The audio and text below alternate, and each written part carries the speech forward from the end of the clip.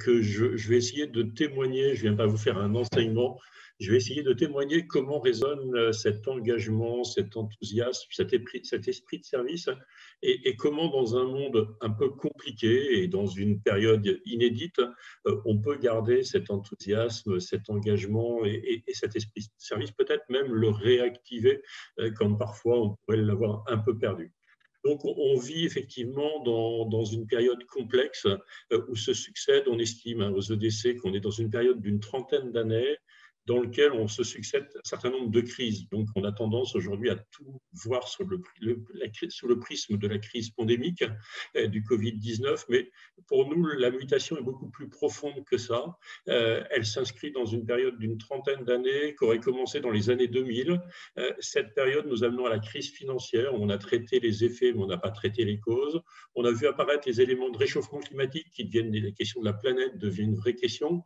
Et puis, on enchaîne maintenant avec une crise pandémique, une crise économique, hein, ce n'est pas certainement qui va venir, qui est déjà là, et puis peut-être une crise politique. Donc, on est dans cet environnement-là, et pourtant, notre responsabilité de chrétien est de se dire comment on peut évoluer dans cet environnement et comment on pourrait garder l'enthousiasme alors que les crises s'enchaînent les unes derrière les autres. Et pour essayer d'être objectif, quand on regarde un peu les cycles économiques de l'histoire, les cycles sociétaux, on peut penser qu'on est devant une dizaine d'années, entre 2020 et 2030, où on va vivre des chaos et des émergences. Donc la question, c'est dans cette période de 2020 à 2030, qu'est-ce qu'on a envie de faire ?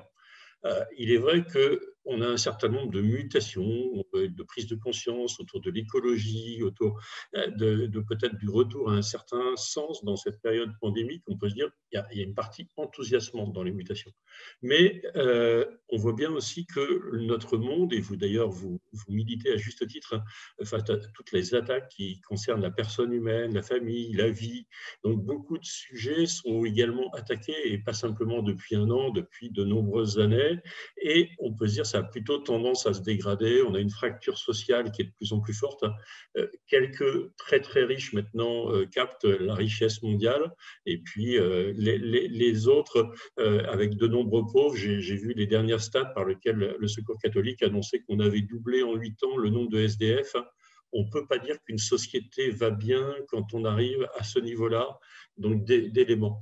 Donc, il est absolument important de faire ce diagnostic réel donc de cette situation, de ces maux du monde. On est dans une société assez technocratique, et on a également un phénomène d'urbanisation massif dans lequel on va vers des mégalopoles, où peut-être la caricature de ces mégalopoles pourrait être les bidonvilles, où on met sur le même endroit les déchets de la société de consommation et les déchets humains. Donc, quand une société est à ce niveau-là, on ne peut pas dire qu'une société va bien.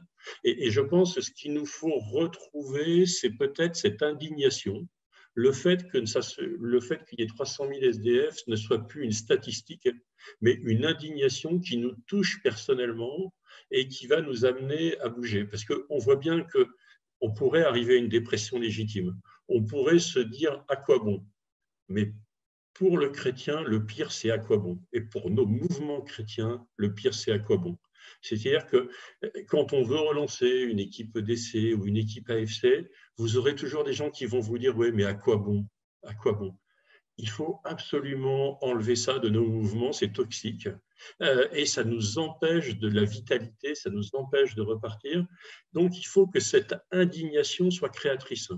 Il faut qu'elle soit créatrice, cette indignation, parce que le chrétien, Dieu lui confie la co-création. Le monde n'a pas été créé une bonne fois pour toutes.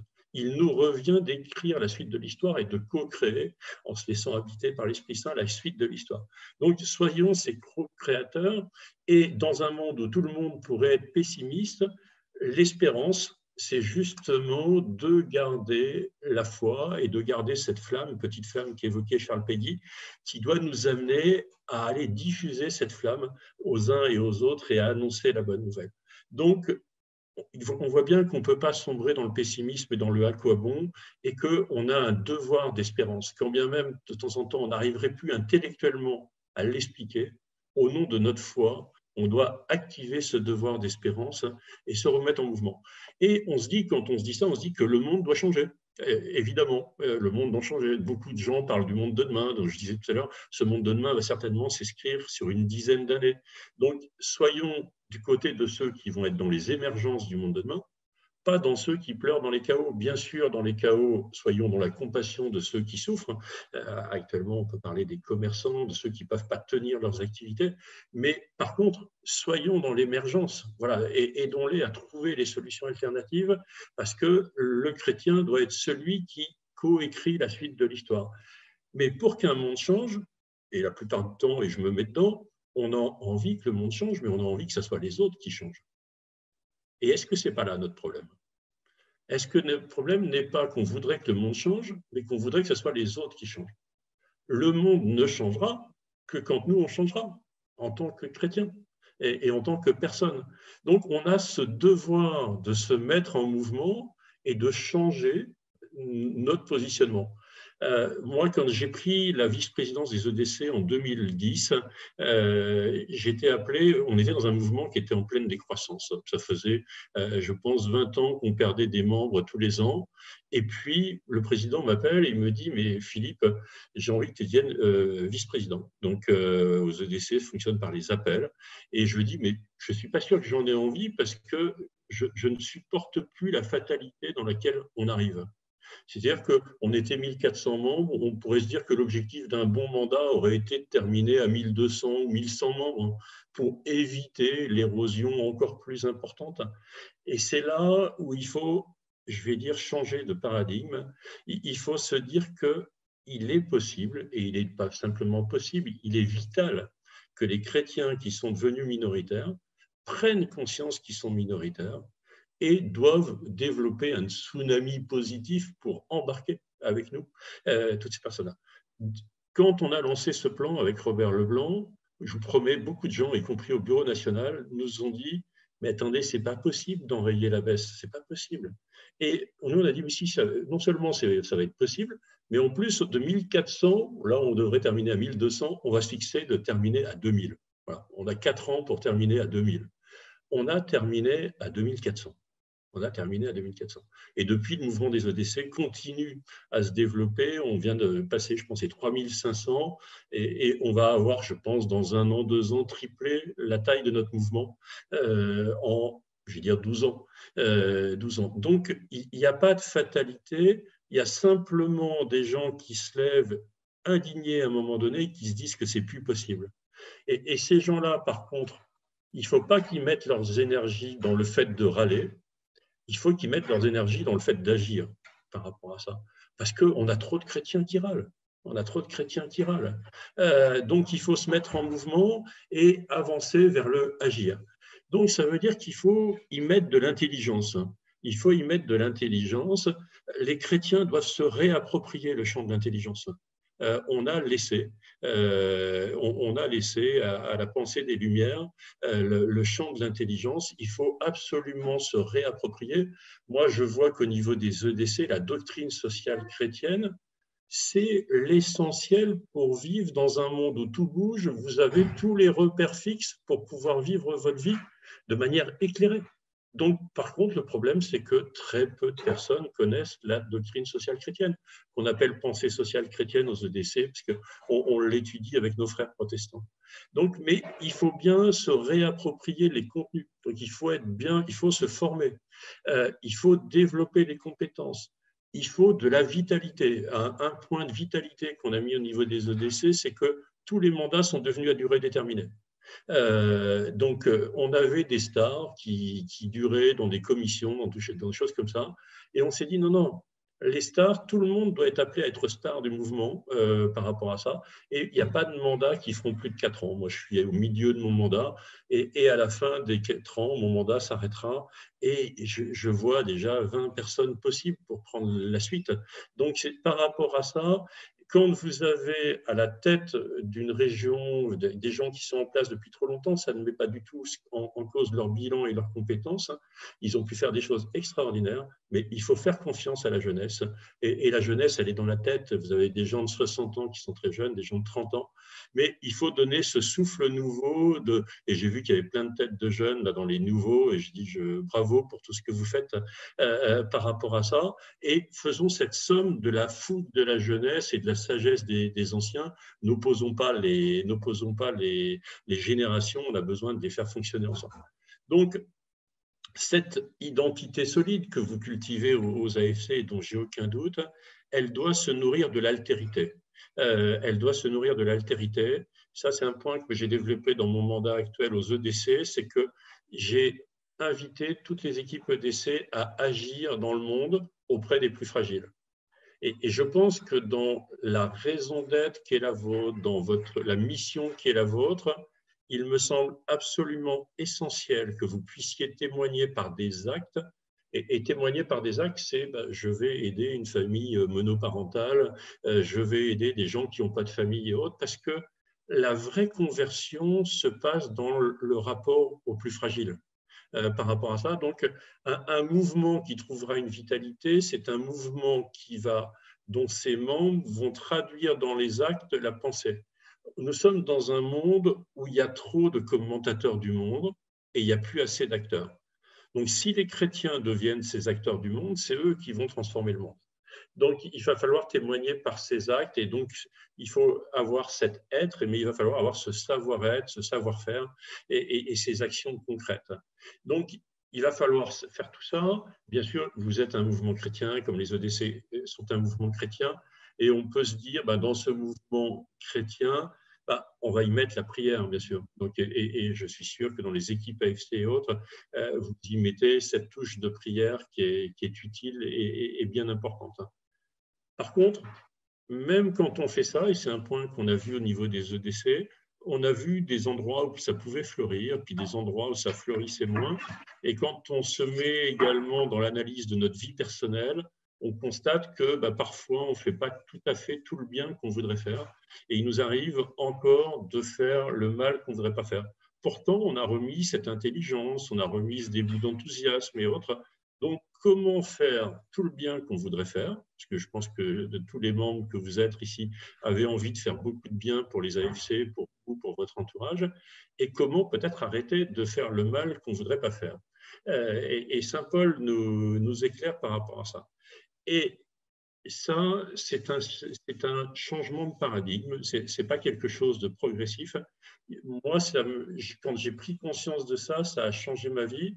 Alors, cette prise de conscience, ça a été quoi? Ça a été que tout ce que je vous ai dit avant, être capable de comprendre le monde, être capable de mettre de l'intelligence, des compétences, de la vitalité, du turnover, tout ça, c'est important.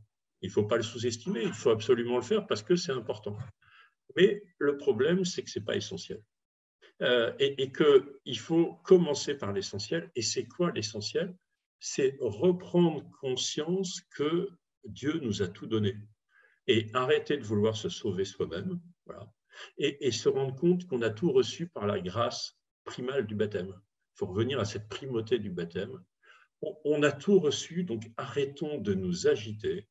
Si on prend conscience qu'on est appelé à cette vie éternelle qui nous est donnée, ça ne va pas changer un peu notre important ou moyennement notre important, ça va changer tout notre important.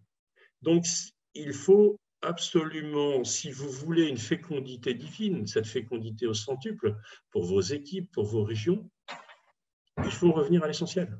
Il faut repartir du fait que chacun puisse rendre grâce, de fait que tout lui a été donné. Arrêtez d'être dans une agitation où on voudrait tout conquérir.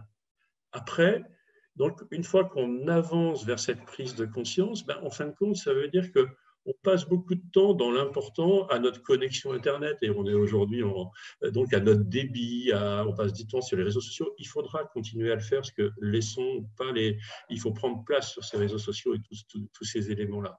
Mais ça, c'est le petit débit, même quand on est dans la fibre, ça reste un petit débit. La question, c'est est-ce qu'on est connecté à la source? Est-ce qu'on a autant envie, voire 10 fois plus, 100 fois plus envie d'être connecté au gros débit qu'est Dieu. Voilà. Et d'ouvrir complètement notre cœur. Et la difficulté qui est certainement la nôtre, et moi qui a été un virage dans ma vie quand j'ai décidé d'ouvrir 100% mon cœur à Dieu, le problème c'est qu'on voudrait que Dieu nous aide, mais on lui ouvre notre cœur à 20, 30%, allez, 50% les bons jours. Pourquoi ne pas ouvrir ce matin votre cœur à 100% à Dieu? Si vous ouvrez votre cœur 100% à Dieu, il va venir vous utiliser pour que les AFC aient une fécondité au centuple, cette fécondité divine. Mais ça ne tient qu'à chacun de vous et dans votre liberté de dire je le fais ou je ne le fais pas. Bien sûr, ça nous fait peur. Alors, je vais traiter juste après cette question des peurs. Mais avant de traiter cette question des peurs, déjà, je vous disais, rendons grâce avec enthousiasme, qui est l'objectif de notre réunion ce matin, de cette joie profonde, de cette capacité à s'émerveiller, rediffuser cette capacité à s'émerveiller. Bien sûr qu'il faut râler régulièrement et contester des choses, mais cette partie râler, elle doit prendre 20-30%. La partie émerveillement doit prendre 80%. On doit avoir la banane, on doit avoir des têtes de ressuscités. Si on a des têtes de ressuscités, ils vont tous signer aux AFC. Donc il faut qu'on crée cet élan-là. Et qu'est-ce qu'il faut faire pour ça? Il faut revivre au présent. On vit soit dans le passé, où on a la nostalgie du passé, soit dans le futur dont on ne sait pas encore comment il va être écrit. Il faut rendre extraordinaire notre ordinaire. Il faut revenir à cette vie du présent, cette vie où Dieu nous donne dans la providence chaque jour tout ce qu'il nous faut et bien plus encore. Quand on vit aligné à Dieu, il nous donne bien plus que ce qu'il nous faut par rapport à ça. Donc revenons à cette joie profonde, et cette joie profonde dans des moments très compliqués tels que ceux que l'on vit, permet de rester dans une vraie paix intérieure, dans une période où tout le monde va être pessimiste. Donc, à une période où tout le monde est pessimiste, si nous, on est dans une paix intérieure et une joie profonde, et ça, c'est le mystère de la croix. Quand on dépose au pied de la croix toutes nos difficultés, et n'hésitez pas à déposer les difficultés d'un développement AFC local et autres, le Seigneur va le transformer en fécondité. La plupart du temps, c'est qu'on est tenu par notre ego et qu'on n'ose pas lâcher prise, et on voudrait que l'action et la fécondité elles soient de nous. Le jour où on comprend où la récolte appartient au Seigneur, tout change. Cette récolte-là devient de plus en plus féconde, elle devient de plus en plus abondante. Donc, il faut lâcher prise avec ses addictions. Il faut aussi lâcher prise avec ses biens. On ne peut pas dire qu'il faut que le modèle change, que les riches partagent leur argent, et quand on a plus que ce qu'il nous faut pour vivre, ne pas le partager concrètement avec des familles qui en ont besoin ou avec des gens qui n'ont pas de famille. Si vous transformez ce qui vous anime profondément dans des actes concrets, les autres le verront et ils auront envie de faire comme vous. Et ça fera venir tout le monde autour de vous. Donc, développer cette fécondité et lâcher prise. Lâcher prise avec les blessures qu'ont pu être les vôtres familiales. Il y a tellement de gens qui ont été blessés dans la vie au niveau des fratries, avec des parents qui n'ont pas voulu mal faire, mais qui ont blessé leurs enfants par souci de perfection. Lâcher prise de tout ça. Quand c'est trop lourd, déposer ça au pied de la croix. La croix, c'est cet endroit merveilleux où se retrouvent Jean avec Marie. C'est la place du disciple bien-aimé. Donc, forcément, avant de partir, il faut commencer à tout déposer au pied de la croix. Il faut retrouver cet enthousiasme qui va générer cet élan, qui va faire que ça va embarquer avec vous. Voilà, il faut, je vais dire, mettre de côté, mettez pas dans les tops d'équipe les gens qui pensent que c'est foutu. Occupez-les, ils peuvent avoir leur place, mais il faut que les gens qui soient à la tête des mouvements chrétiens, c'est des gens qui aient l'espérance. Si les gens pensent que c'est foutu, il faut qu'ils fassent autre chose. Par rapport à ça, c'est pas facile, et il faut savoir le dire. Il faut qu'on ait ce courage entre chrétiens de la correction fraternelle. Parfois, on dit, ouais, mais lui, ça fait 15 ans qu'il fait ça, ça a été bien, on va quand même pas lui dire maintenant. Mais si, il faut dire quand quelque chose n'est plus fécond, il faut dire, il faut qu'on change l'organisation. C'est cette justesse, c'est cette recherche de vérité, d'alignement, et il faut bien sûr le faire avec la forme adéquate, il faut le faire en priant, et quand on mène nos actions dans la prière, la plupart du temps, les gens disent « mais je suis soulagé que vous osiez m'en parler ». il est normal que peut-être on change les choses dans notre région. Donc, il faut avoir cette simplicité de souhaiter servir ce royaume, donc de se mettre dans cette position de serviteur. Donc, pour aller vers la conclusion, il y a un point qui est majeur, c'est bien sûr que pour avoir une fécondité, il faut agir, il faut avoir l'enthousiasme. Mais le premier point qu'il faut avoir, c'est qu'il faut prier. Il faut prier. Si vous voulez avoir de la fécondité dans votre action locale, régionale, AFC, il faut prier. Moi, quand j'ai pris la présidence des EDC, j'en avais témoigné à Pontmain, je priais avant une demi-heure par jour, maintenant je prie 1 heure par jour. Plus la barque est chargée, plus vous devez prier. Et la fécondité sera à la hauteur de la prière que vous aurez mis. Je prends l'exemple de Mère Teresa qui disait quand le dispensaire était bondé, les sœurs arrivaient et disaient il faut réduire le temps de prière qui était d'1 heure habituellement. Elle commençait, elle disait on va prier 2 heures. Et les témoignages disaient qu'à la fin de la journée, tout était apaisé. Donc, il faut vraiment partir de cet essentiel. Si vous partez de cet essentiel, ça va transfigurer votre important.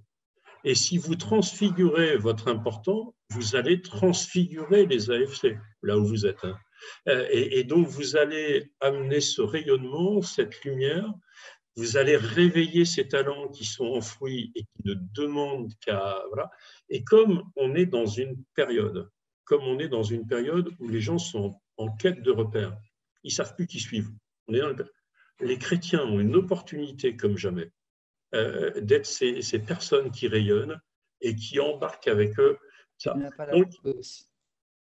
Donc, par rapport à ça, et je vais conclure sur ça, donc il faut prier et avoir des grands projets, mais plus que des grands projets, si vous avez des petits projets, vous ferez des petites choses.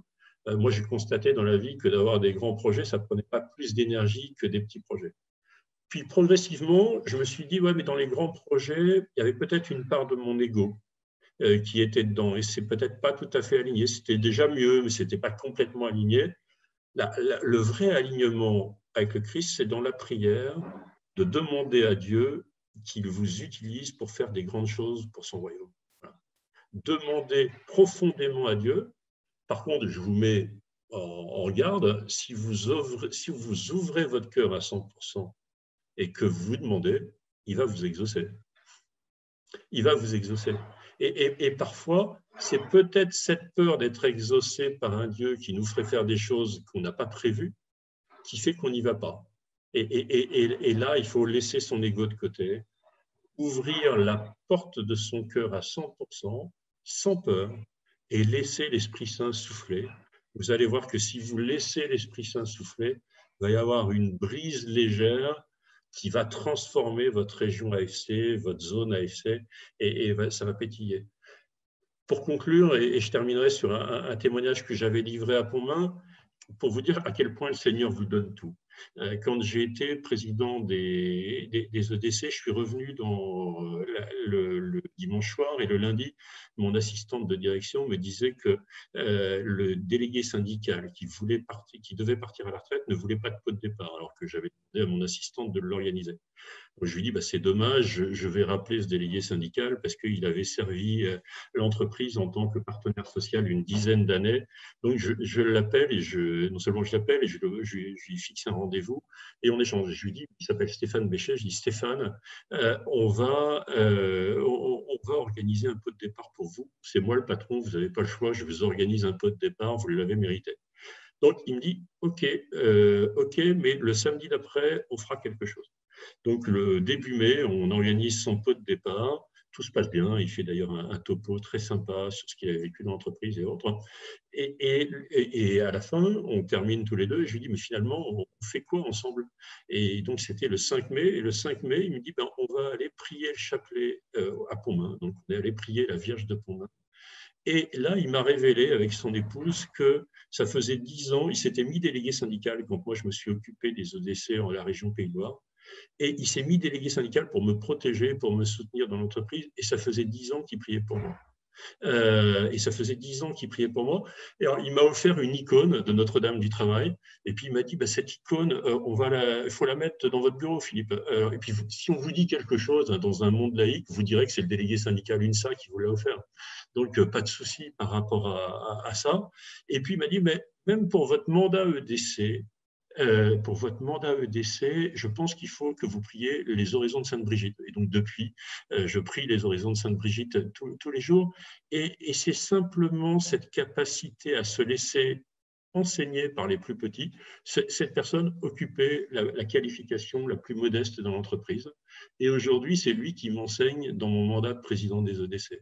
Donc, laissons le Seigneur agir. Il fait plein de choses qu'on est incapable d'imaginer. Donc, laissons cet Esprit Saint souffler. Merci.